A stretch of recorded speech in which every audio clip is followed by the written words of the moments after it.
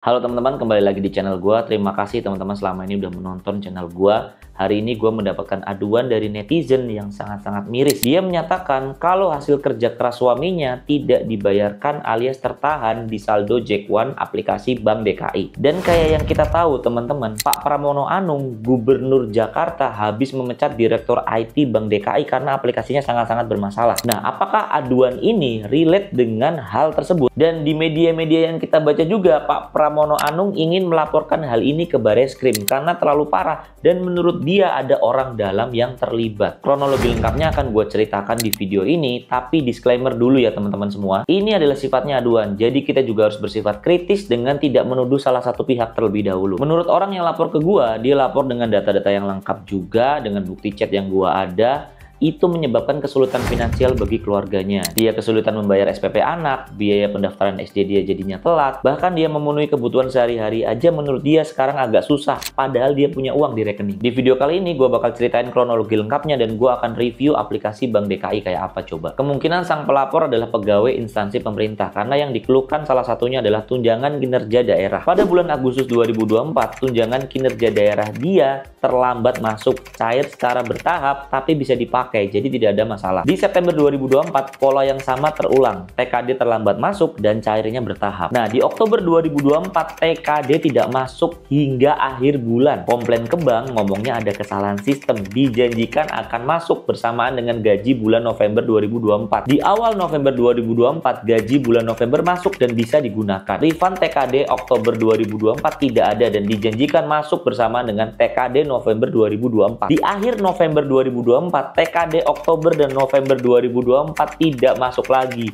Dijanjikan akan masuk bersama dengan gaji Desember 2024. Pola yang sama berulang. Di Desember 2024, gaji bulan Desember bisa digunakan dan dicairkan. Tapi TKD Oktober, November refund tidak masuk dan TKD bulan Desember 2024 juga tidak masuk. Di akhir Desember 2024, pelapor sempat mencetak rekening koran. Terlihat bahwa TKD Oktober, November, Desember 2024 itu sempat masuk, tapi langsung dipotong habis sama potongan yang tidak jelas. Menurut dia, bank tetap beralasan kesalahan sistem dan akan diselesaikan sebelum tahun 2024 habis. Di awal Januari 2025, gaji Januari masuk dan bisa digunakan, tapi pola yang sama berulang lagi nih. TKD dari bulan Oktober sampai bulan Desember 2024 tidak masuk juga. Nah, sekitar tanggal 20 Januari 2025, TKD bulan Januari 2025 aja yang masuk, tapi nggak bisa dipakai. Nggak bisa transfer, tarik tunai di ATM gagal. Teller bilang saldo terkunci. Kok bisa terkunci? Bank berjanji akan diproses. Di bulan Februari 2025, gaji dan TKD Februari bisa masuk dan bisa digunakan. Wajar dong, itu sewajarnya. Tapi TKD bulan Januari masih tertahan, hanya saldo aja dan nggak bisa digunakan. Refund dari bulan Oktober sampai Desember 2024 yang TKD juga belum masuk. Bank berjanji sebelum Lebaran akan dibereskan semuanya. Dan diketahui ada 7 orang di kantor suaminya yang terdampak akan hal ini. Di bulan Maret 2025, gaji di bulan Maret bisa masuk dan bisa dicairkan. Sudah sewajarnya dong. Tapi TKD di bulan Maret dan THR-nya belum masuk sama sekali sampai setelah Lebaran. Namun, 6 rekan yang lain tadi yang bermasalah juga menerima TKD bulan Maret 2025 dan THR bulan Maret 2025 dan bisa digunakan. Kemudian saldo TKD Februari 2025 yang terkunci juga jadi bisa digunakan bagi 6 orang ini doang ya. Jadi bagi 6 orang ini tinggal menunggu refund TKD dari bulan Oktober sampai bulan Desember 2024. Di pertengahan April 2025, TKD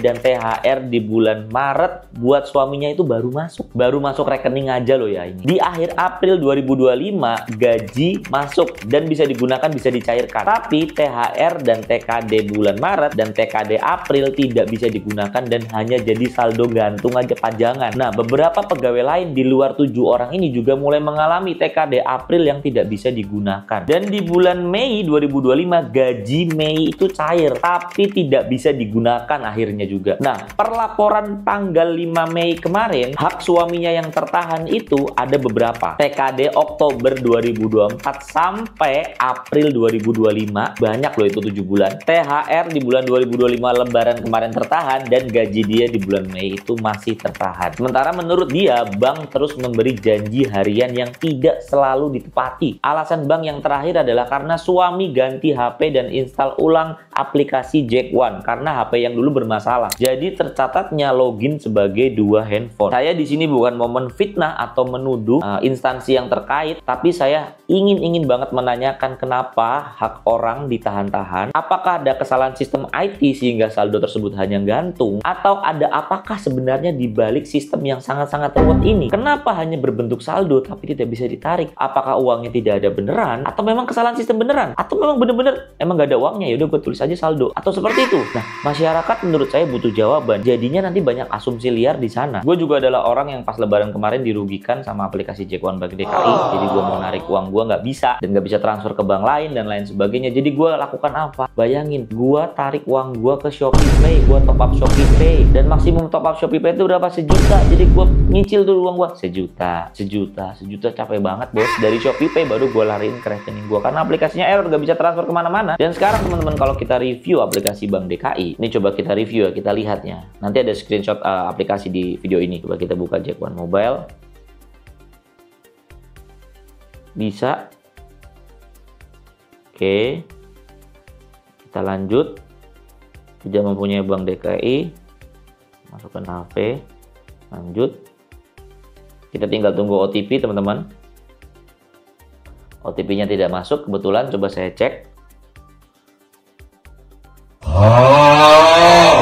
Oke, OTP-nya nggak masuk, kayaknya harus resign dan sebagainya ya. Biasa, aplikasi government, kenapa selalu gitu OTP nggak masuk? Apakah dibuat handle ketika OTP yang satu nggak masuk ada backupnya, misalkan backup lewat WhatsApp, atau pakai provider SMS yang lain, atau pakai provider SMS lokal di backup dengan provider SMS luar negeri? Apakah dipikirkan sampai situ? Ini nggak masuk loh, gue nggak bohong. Itu hal yang simple, sederhana, tapi bener-bener painful. Coba gue ganti HP deh ya, pakai HP gue yang Android, dan satu lagi nomornya ada di sana, beda. Providernya juga beda. Oke, gue udah pakai HP Android, seharusnya nanti juga muncul ya teman-teman HP gue di sini. Kita buka Jack One Mobile. Oke. Tidak memiliki rekening. Oke, gue udah masukkan nomor HP gue. Tinggal menunggu OTP. Apakah masuk? Masuk. Nah, pakai provider yang lain masuk. Pakai provider si merah. Tadi pakai provider si kuning tidak masuk. Nah, ini yang harus dibereskan nih. Sebenarnya aplikasinya oke-oke aja sih, gue pakai konvensional aja. Scan eKTP. Coba gue scan ya teman-teman ya. Lagi nyoba scan eKTP teman-teman. Lagi uploading KTP. Coba kita lihat ya. Agak lama ya. Coba kita tunggu ya. Nah, gue mau bahas OTP deh. Tadi gue udah bahas singkat ya. Memang banyak sih aplikasi pemerintah tuh yang OTP-nya bermasalah. Nah, wah, ternyata terjadi kesalahan guys. Silakan coba beberapa saat lagi. Coba lagi ya. Mau coba lagi nggak? Coba lagi. Lagi dibuat lagi, nih lagi muter-muter lagi. Sabar. Pakai aplikasi government tuh harus sabar. Menguji kesabaran kita. Kenapa upload KTP doang? Internetku 100 Mbps. Elah lama banget.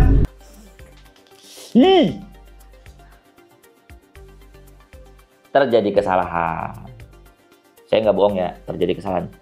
Jadi kira bohong lagi. Ya, itulah teman-teman standar aplikasi pemerintah ya. Onboarding yang benar-benar painful. Jadi dalam suatu sistem yang paling utama adalah registrasi atau onboarding kita masuk ke dalam aplikasi tersebut. Apalagi dipakai secara massal. Nah, permasalahan OTP ini terjadi di banyak aplikasi pemerintah teman-teman. Kenapa sih bisa begitu? Karena secara jaringan, apalagi kalau kita pakai provider luar negeri, OTP Indonesia emang agak bermasalah. Nah, yang harus dilakukan tuh apa? Memakai provider lokal OTP. Nah, biasanya mereka nanti membuat jaringan sendiri ke ISP masing-masing seluler biar bisa terkirim dengan baik. Dan kita juga harus sediain backup. Mungkin pakai SMS providernya 2. Kalau nggak terkirim 1 bisa ada backup. Yang kemudian kalau nggak terkirim, kirim WhatsApp aja deh. Nah, itu bisa pakai provider internasional. Bisa langsung terkirim. Dan apakah udah terpikirkan? Jadi nggak seperti itu. Nah, kalau ada waktu gue akan review nanti pakai HP istri gue aja yang udah terregistrasi sama Jack One. Nah, kenapa nggak bisa transfer dan lain sebagainya. Semoga ada waktu ya teman-teman. Dan ya itulah, mohon didengar tadi banyak saldo tertahan ada salah satu, dan bisa segera dilakukan lah